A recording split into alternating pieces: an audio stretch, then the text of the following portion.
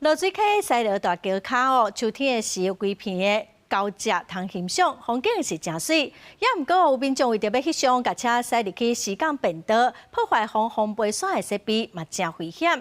所以第4河川署规定，请人来挖一条12公尺长、2公尺宽的沟仔，甲人隔开。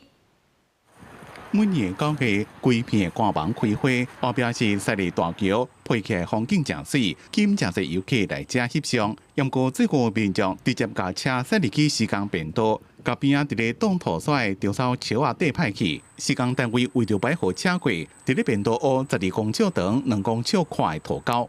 其实拍照就是要自己找景了，他们有限定的一个那个位置啊，就是。它有些地方是空的呀，它会踩空。我年龄比较大，我不稳啊，会担心跌倒，我就怕跌下去。第4号川分署讲，这片美丽风景是2019年4号分署伫落水溪溪床无水时阵插起种的，主要是要控制防飞伞。只要天气适合，水分有够就会开花。不过最近真侪车驶入去河床底，所以才会挖土高洞。我之前有挖的。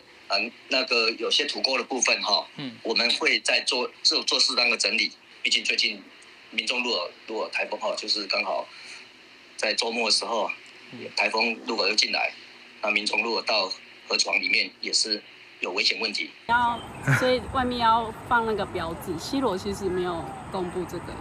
4号分署讲，即卖请施工单位伫咧变道入口的所在加强采经过牌啊，一个相关措施，除了卖互一般的车总入来，影响工程的进度甲人员的安全，也希望民众经较适合的所在翕相，才袂发生危险。